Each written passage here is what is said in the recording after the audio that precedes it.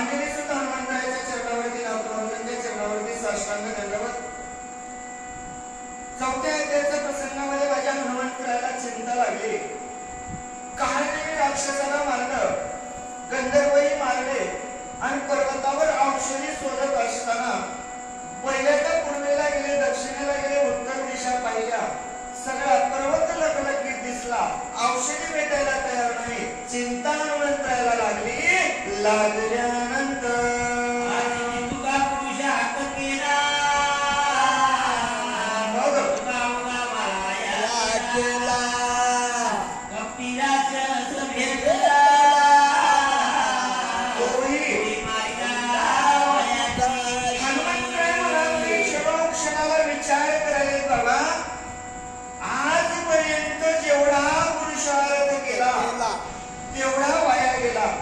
कपटी राक्षस वाटेमध्ये भेटला, त्यालाही मारलं, तेही काम वाया गेलं. असा असणार बोलावे.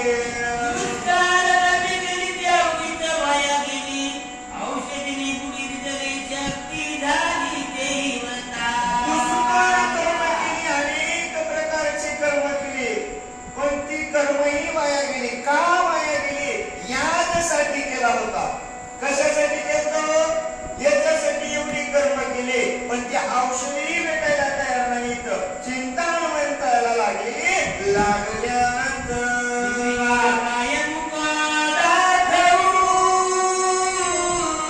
मग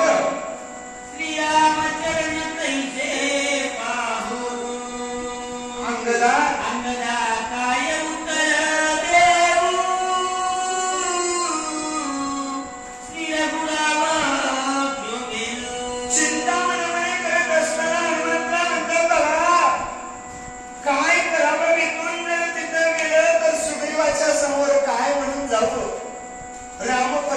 दर्शन घेत असताना कोण्या तोंडाने घेऊ?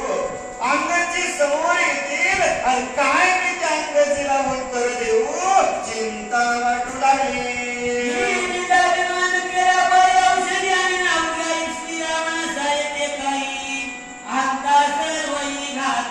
हनुमंत म्हणतात मीच अभिमान केला पाहिजे. कुठे गेलता? मज साडी खात असता आणि स्वामीशी वळी काय सांगता? बघा, तो अभिमान केलाय ना, माझ्या देवाला पाप पचल, पण अभिमान पचणार नाही, म्हणून माझ्या देवानं असं केलं असेल. अशी चिंता हनुमंताला लागली. लागल्यानंतर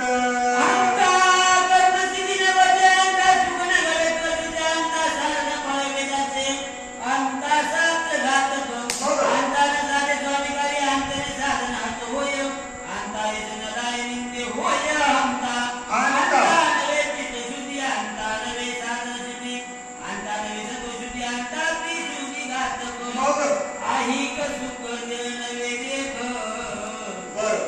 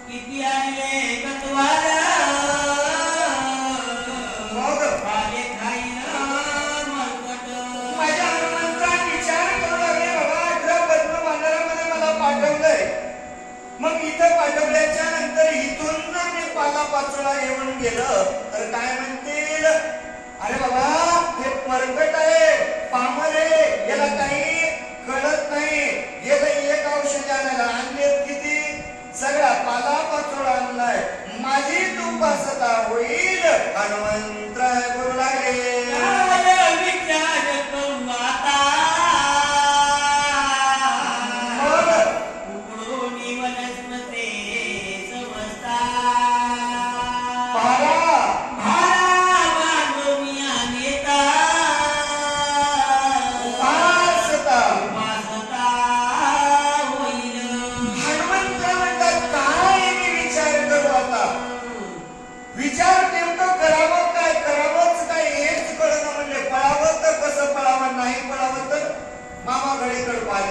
चिंता लागली ना. हनुमंतराय म्हणतात सगळ्या वनस्पतीचा जर भागा बांधून गेलो आणि त्या ठिकाणी जर घेऊन गेलो, पालापाचोळ्याचा भागा बांधल्यावर लोक म्हणतील आणलंय काय, मग कळत नसल्यावर जाऊ नाही ना म्हणले, उपास होता होईल, अपमान माझा झाल्याशिवाय राहणार नाही असा असणार वाटू लागलं.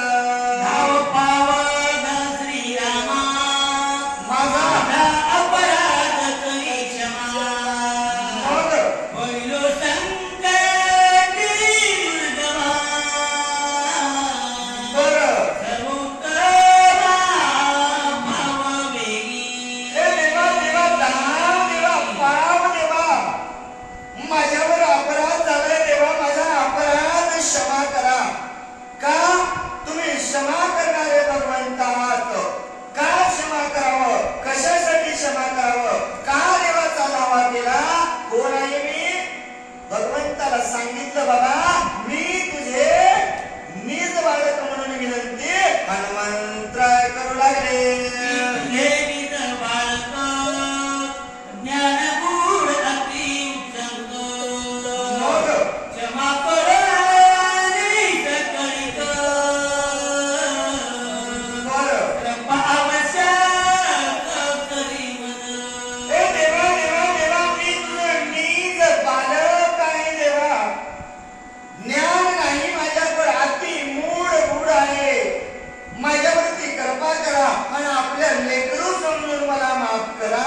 विनंती करू लागले.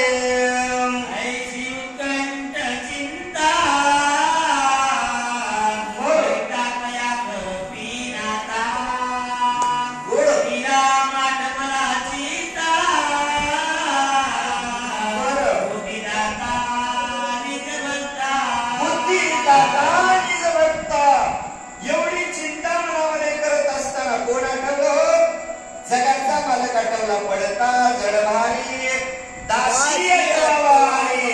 त्या जगाच्या मालकाची आठवण केल्याच्या नंतर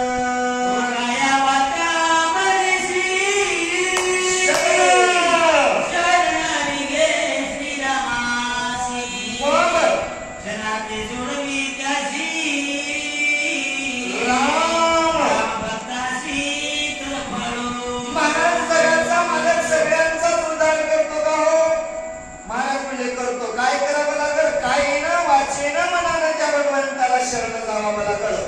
मग काही न वाचन त्या भगवंताला शरण गेल्याच्या नंतर माझा भगवंत भक्तासाठी दयाळू आहे आणि शरणागत आलेल्याचं रक्षण करतो. याच्या अगोदर केलंय का हो? केलंय. कोणाचं केलंय ऐका, असं असणार बोलू लागले.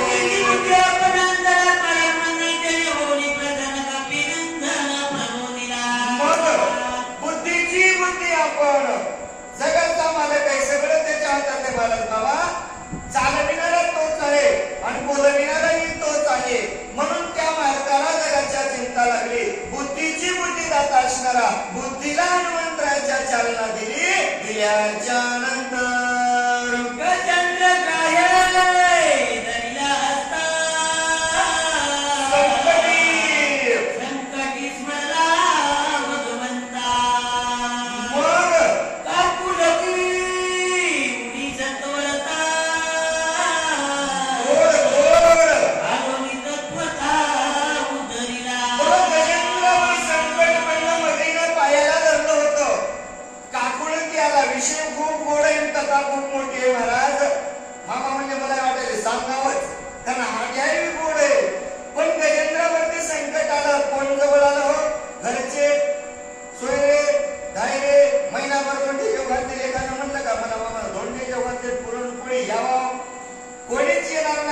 जगाचा मालकाचा दावा केला. संकटामध्ये पडलेल्या भक्तासाठी भगवंत धावून आला. गजेंद्राचा उद्धार केला. केल्याच्या नंतर हनुमान खंडनाला लग्नाने गावला कुळीला कपिस बुटी त्रोली चोक सत्वर दे दर्शन सामला. मग बाबा हनुमान अत्यंत नामधारक आहे. मग अत्यंत नामधारक असणारा माझा हनुमंत आहे. देवाचा धावा केला. भगवंताला चिंता आली. जगाच्या मालकाला हनुमंताला बुद्धी दिली. दिल्याच्या नंतर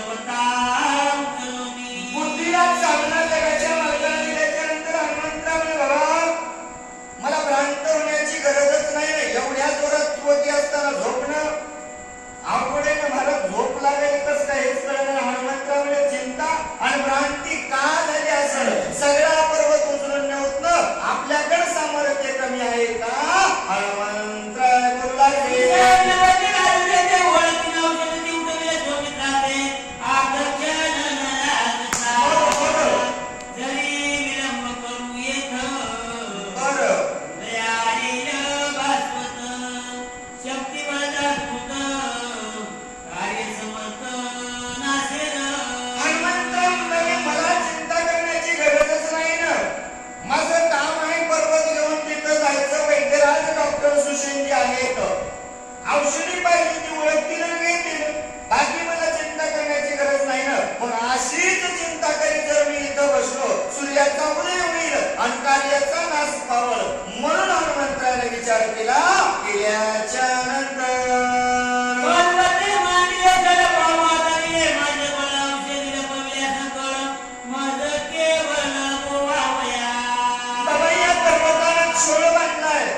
माझ्या संग का औषधी लपवल्यात कशासाठी? मला गोण्यासाठी नाही केले ना. मग याचही सामर्थ्य पाहून हनुमंतराय बोलू लागले. मग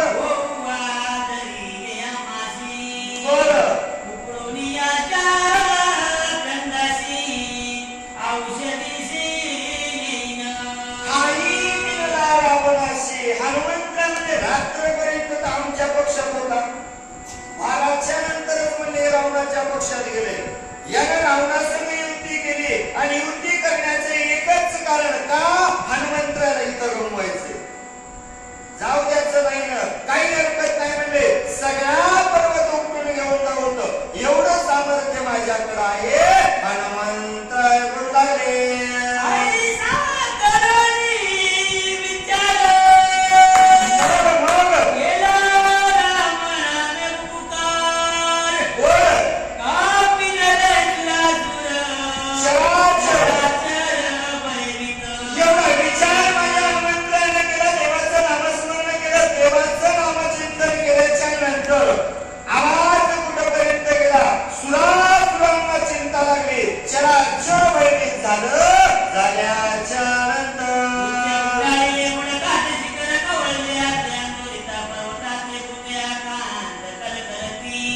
शक्तीचा विडा पर्वताच्या पायथ्याला दिला. हातामध्ये शिखर घेतलं. राम नामाची जयजयकार केला. केल्याबरोबर जेवढे जेवढे पक्षी पडले होते ना, जिकडं तिकडं पळायला लागलेली आहे.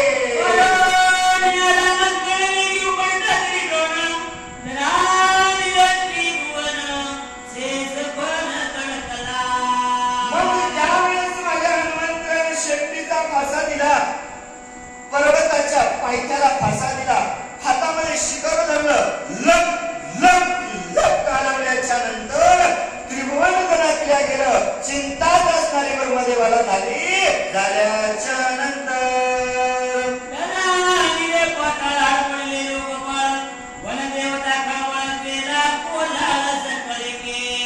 धडपडीने सर्वस्व कलवळ झाला. रात्रीचे 2 वाजलेत म्हणे. एकदम गावात त्यांचा का उठला. चिंता लागली. जिकडं तिकडं असणारे पळू लागले.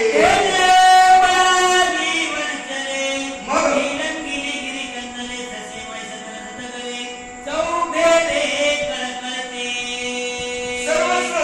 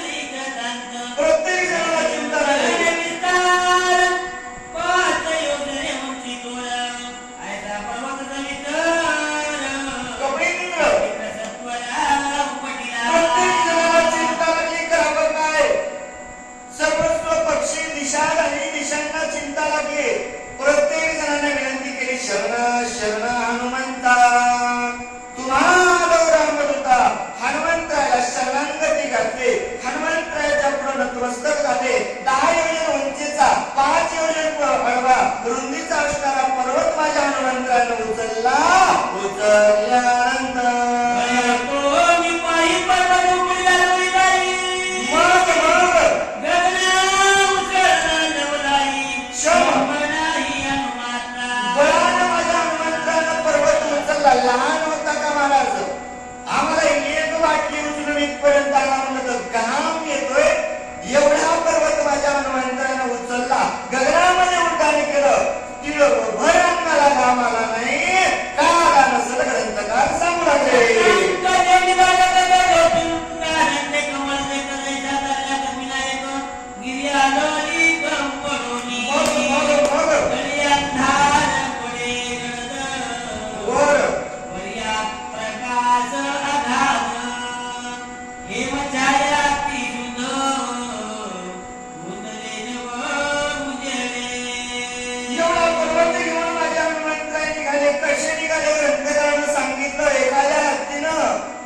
सोन्यामध्ये कमळाचं फुल घ्यावं, ताकद लागेल का? नाही लागणार. तशा हनुमंतरायनं पर्वत हातामध्ये घेतला. वर उजेड आहे, खाली अंधार आहे, आणि नवोय हनुमंतराय निघाले आहे.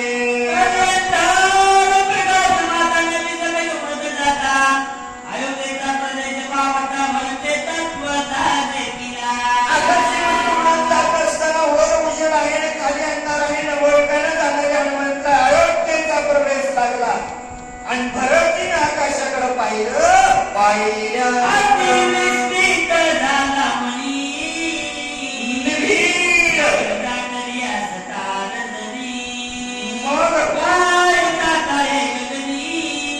लक्षता हनुमान प्रमाण लावायला सुरुवात केलं. बाबा रात्रीचे 2 वाजले आहेत, निविड रात्र आहे. मग एवढ्या रात्री नेमकं गगनातून काय जात असेल? पाहायला गेलं तर दिसत नाही, आणि नाही पावत आहे. नेमकं काय असेल ओळखता येत नाही. म्हणून हनुमान प्रमाण लावलं. लावल्यानंतर लाज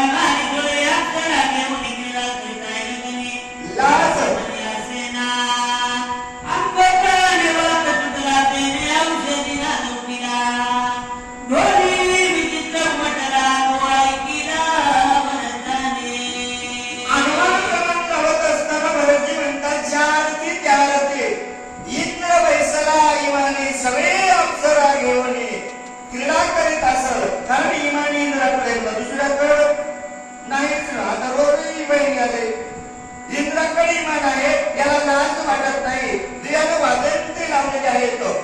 का नवोमेघानं दमन असणाऱ्या माझ्या हनुमंतराय जात असताना वाऱ्याच्या आवाजानं औषधी सुई सुई वाजत असताना त्यावेळेस त्या ठिकाणी भरतजी म्हणजे यानं उद्भट वाद्य लावले, आणि याला लाज कशी वाटत नाही असा विश्वास करू लागले.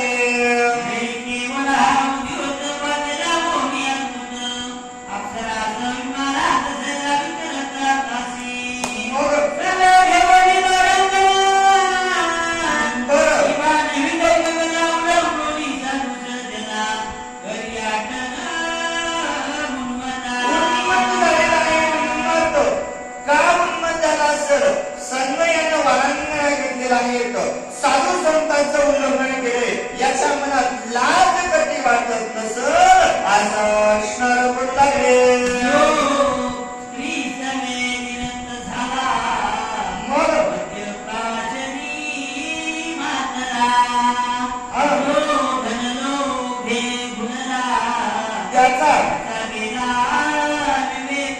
महाराजांनी सांगितलं 3 जणांचा विवेक जातो. माझा बराच कोणाकोणाचा सांगितलं. जो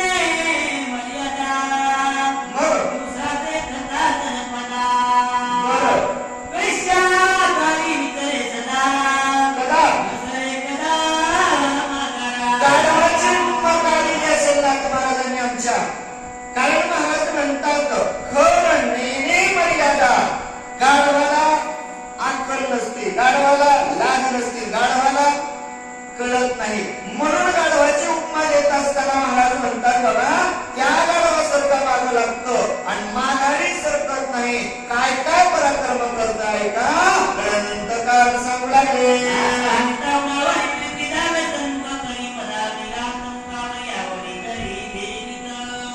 बाबा लाटा जरी उडावरती आणल्या तरी पदाभिमान वाटतो आणि आवडीनं तोंडावर जेवून घेतो.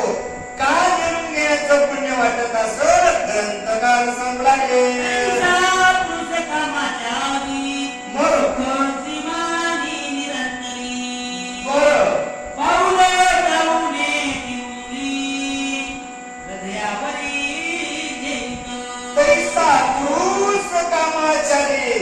बाबा त्या गाढवाची उपमा देत असताना महाराजांना सांगितलं. मग तो कामातून आलेला माणूस त्या वाईट बाईच्या नादाला लागल्याच्या नंतर एक पावलंही चालली जाऊ शकत नाही, हृदयावरती झेलतो आणि लोकांना काही म्हणल्यावर काय म्हणतो ग्रंथकार सांगू लागले.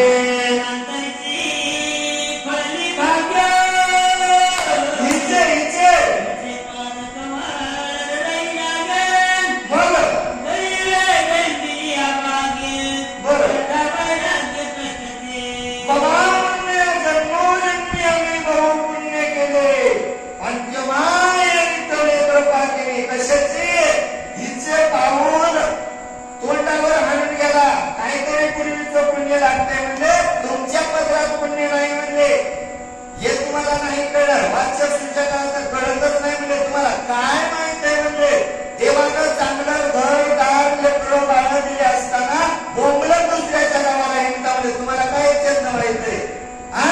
असं नाही ना म्हणते हे आमचं भाग्य आहे असं असणार त्या ठिकाणी ग्रंथकार करू लागले.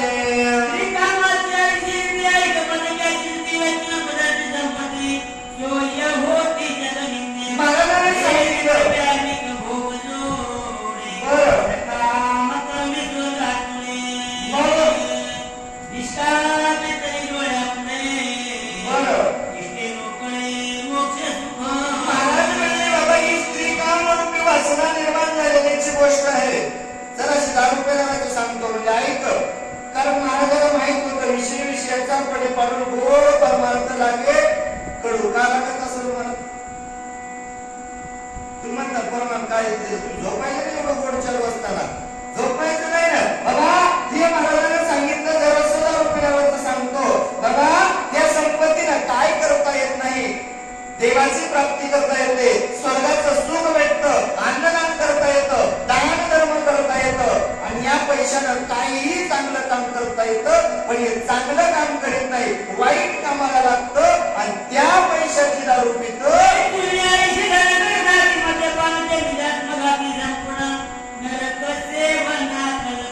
आयुष्य धन याची तात चांगल्या कामाला लागत नाही, वाईट कामाला धन लागतं, मद्यपान प्राशन करतं आणि अंधपताला गेल्याशिवाय राहत नाही. ग्रंथकार सांगू लागले.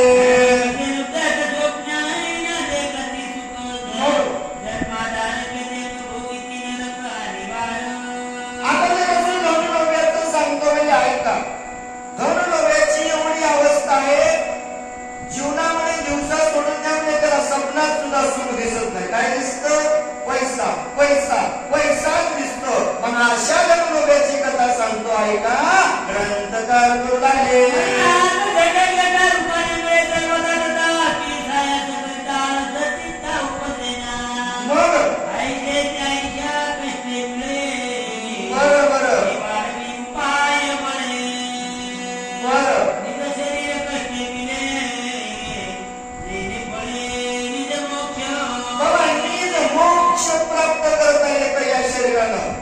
पण आयुष्या उपाय करतय असं करून इतकं करतय तितकं करून तितकं करतय पैसा पैसा पैसा करतय आणि काय करतय हो त्यांनी जे शरीर कामाला लागतंय कशाच्या पैशाच्या. बघा देवानं देह दिलाय कशासाठी?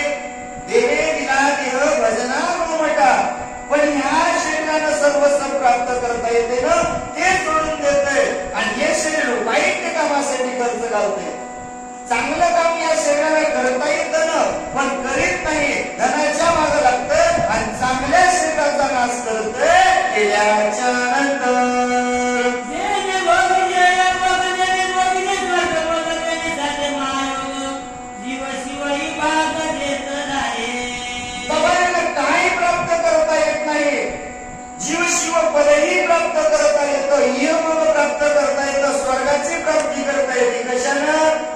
पैशानं पण त्या पैशाच्या मागे लागतं आणि आपलंच वाईट करून घेतं घेतल्यानंतर केवळ या प्राप्तीचे जाते ते कष्टी धनाधनात इतराची बोलपुली देते दुःखी समस्त संगतीची एवढ्या प्राप्तीचे दाते बाबा एवढं प्राप्त झालेले दाते सुद्धा त्या पैशाच्या मागे लागतात बाकी तुमच्यासारखे आमच्यासारखे याला पामराची काय कथा आहे म्हणजे सगळे समसमीचे दुःखी झालेले आहेत असा इशारा करू लागले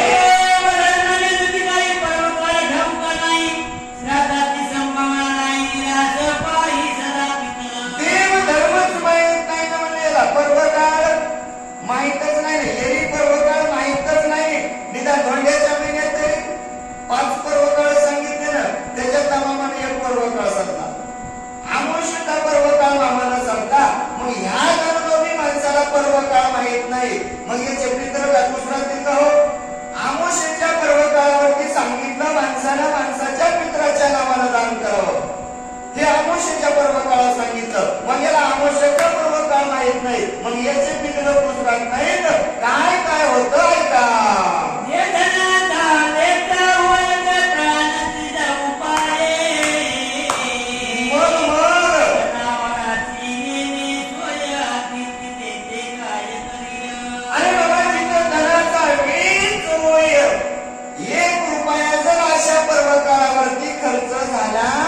तर त्याला मरण गेले इतकं दुःख होतं मग अशा माणसाच्या घरी सणवार होईल काय आणि पुरणपोळ्याचा स्वयंपाक उजळल्या पैसा मला बरं नाही होणार ना अहो मग इथं काहीच सोय नाही का म्हणजे तिथं पितर निराश होतील की उदास होतील सुख पाहिलं का नाही ना अहो पितराला काही भेटत नाही सणावाराची सोय नाही पैसा पैसा करते काय काय करते का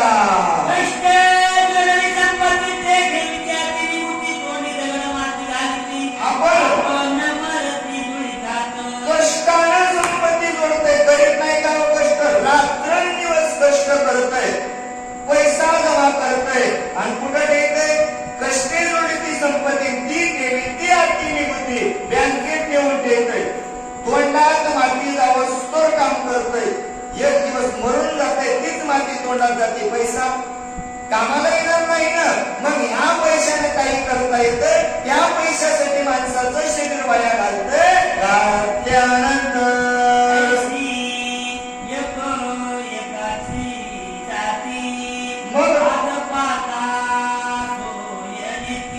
मग ते दुःख महाराज म्हणले आईशी एकाच जाते अन्नपाता स्वयं येते मग हे तिघ जरी एका घरी जन्माला महाराज स्त्री समेत झालेला एक जण एक मध्यप्राशिनी मानलेला आणि एक धनाच्या लोभी बनलेला हे 3 जरी एकाच बापाच्या पोटी जन्माला आले याचं काय दुःख सांगावं ग्रंथकार करू लागले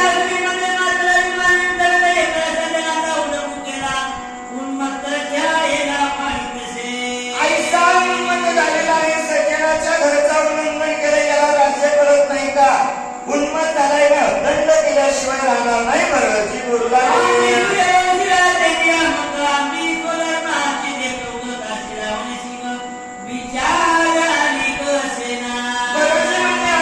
वंशामध्ये जन्माला आलेले राज्य आहेत करणे पाखंड खंडन हे जन्मा करणे काम धर्म वाढवायचा आहे आम्हाला मग आम्ही याला उदंड दिल्याशिवाय राहणार नाही बरं जी बोलू लागले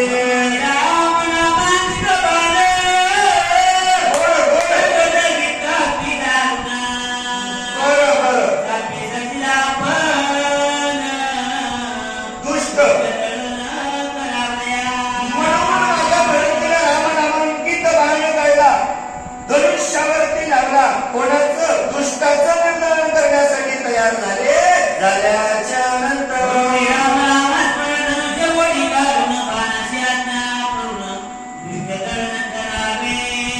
भगवंताचे नामचिंतन केलं धनुष्याला बांधणारा बाणाला आज्ञा देत लोखंडाच्या बाणाला भरतीनं सांगितलंय बघ दुष्टाचं निर्धारण करायचं आहे असा श्रावण लागले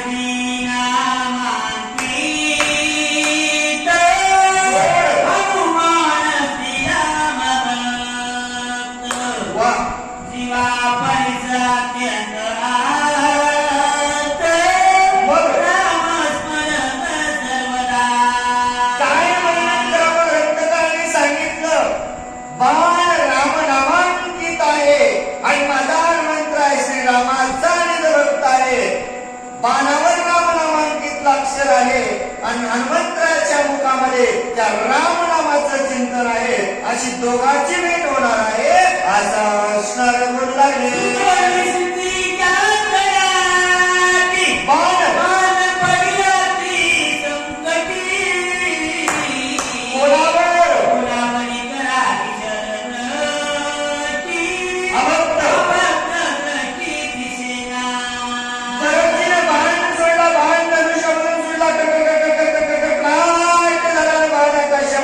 बाणाला चिंता लागली.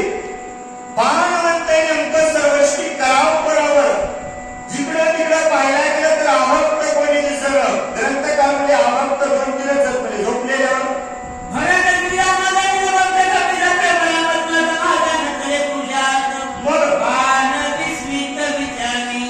बरोबर असणारा रामाचा निजभक्त आहे आणि बाण विचार करायला माझा पुरुषार्थ चलत नाही.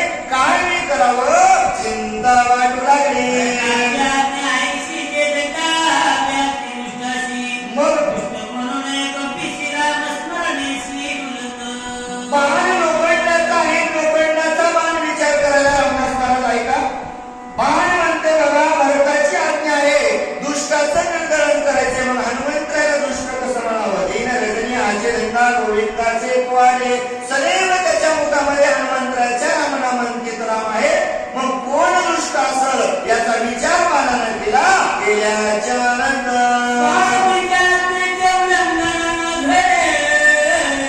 साधू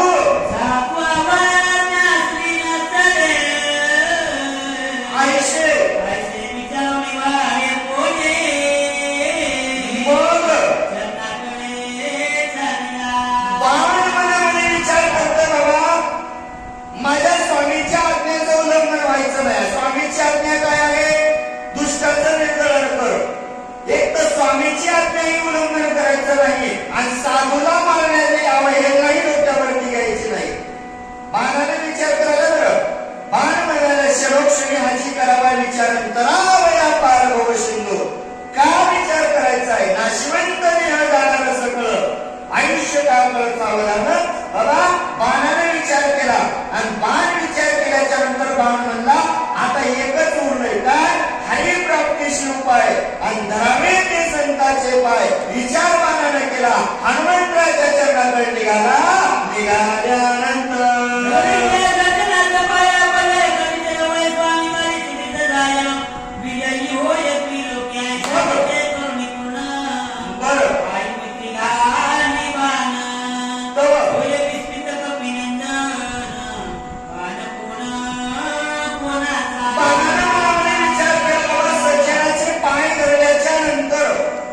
माणसाचं कार्य सिद्धीत जातं.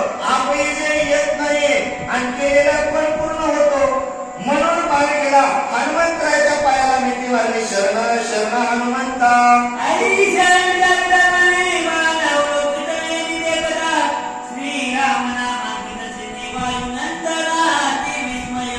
हनुमंतराया बाणाकडे पाहिलं. बाणानं मिठी मारली. रामनामांकित बाण हनुमंतराया पाहिला. विस्मित हनुमंतराय झाल्याच्या नंतर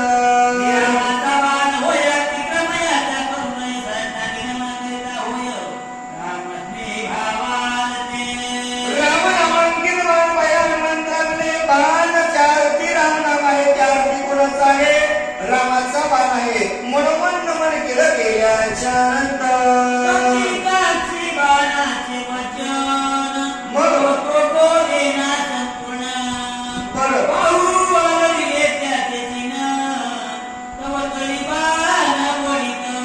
हनुमंतरायानं बाणाकडे पाहायला सुरुवात केली. काहीतरी प्रश्न विचारले. बाण बोलला का हो? नाही बोलला. बाण बोलायला तयार नाही. हनुमंतराय नाही तर नाही. काय म्हणते? काय करते भाऊ? बाणाकडे पाहिलं. बाण खाली पडू लागला. हनुमंतरायानं पाहिलं. पाहिल्यानंतर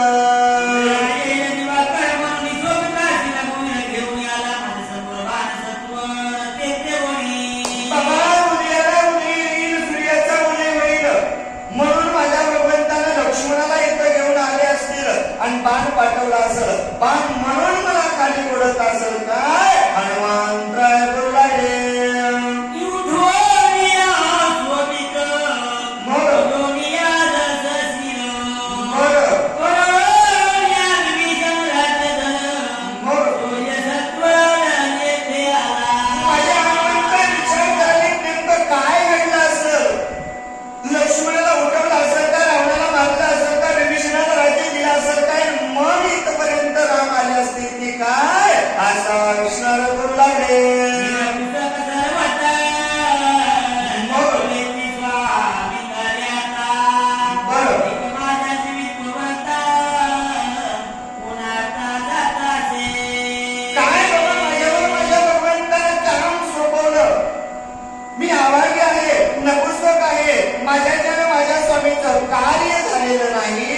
हनुमंतराय आधी बोलावे. सावधाना ती दुःखी मग सेवेची बाणा हाती अवलोके गोड भगवत होई अधोमुखी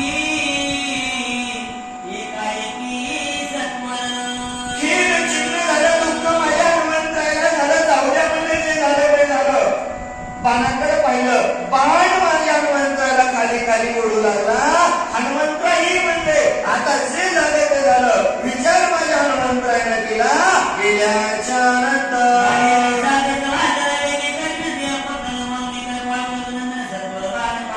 मग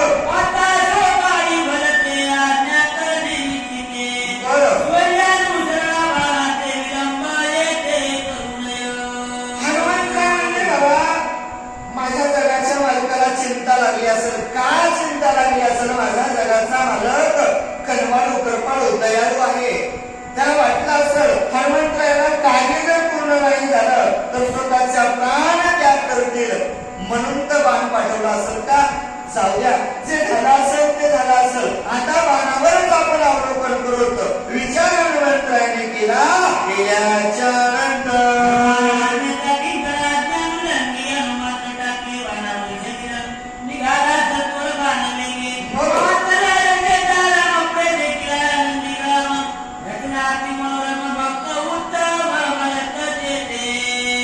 एवढं विचार बाणावरती हनुमंतरायाने शरीर टाकलं. पाकला अयोध्येचा राम पुढे देखिला नंदी राम. रचना अति मनोरम असणारी आहे बाबा. आणि ती रचना आपल्याला 5व्या अध्यायामध्ये ऐकायला भेटणार आहे. गोड निरूपण.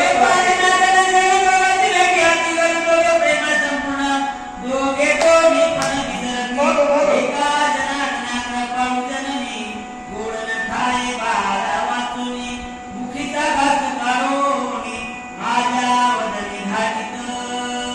दोघांची भेटी अति गहन आहे. गजानन स्वामीला शरण जाऊन अवघराय म्हणतात बाबा माय गोड घास आपल्या बाळाशिवाय खात नाही. आपल्या तोंडातला काढते आणि लेकराच्या तोंडामध्ये घालते असा कृष्ण बोलला रे.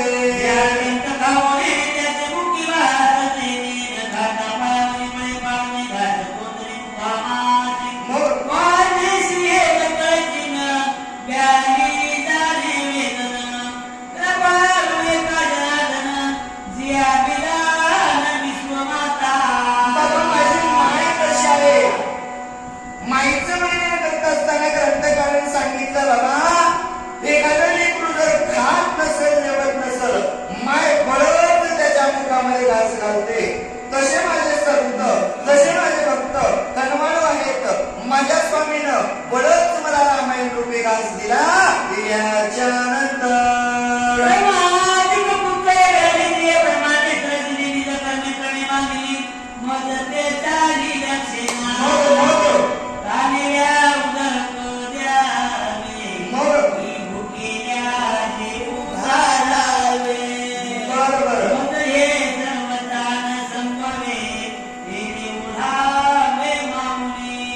बाबा मला काहीच कळत नव्हतं. तहान लागलेला पाणी द्यावं का भूक लागलेला जेव घालावं ही ज्ञान माझ्याकडे नव्हतं. तरीही माझी माऊली माझ्यावर सुखावली आणि रामायण रूपी घास मला दिला दिल्याच्या नंतर.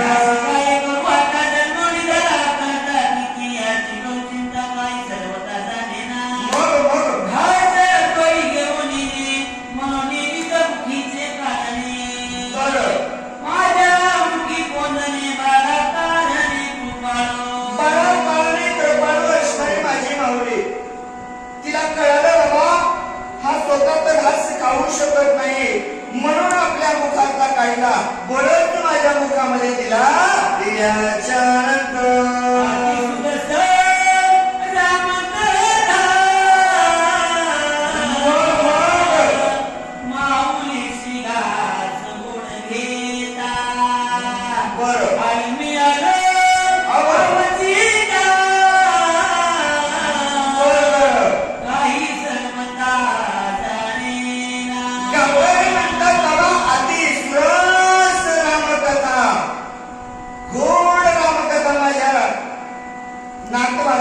चालू होते पण मधातच मी त्या ठिकाणी आडवा आलो आणि आडवा आल्याच्या नंतर मला स्वामीनं जवळ घेतलं. घेतल्यानंतर मग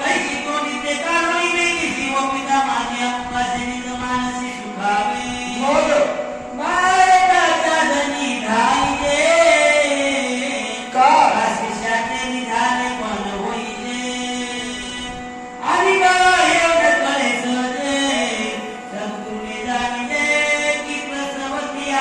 बाबाई सद्गुरूला कळतं, नाहीतर जिनं बाळाला जन्म दिलाय त्यालाच कळतं.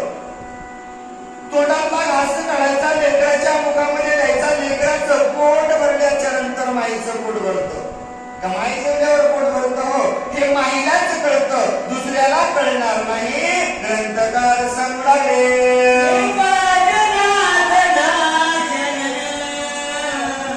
मग बरं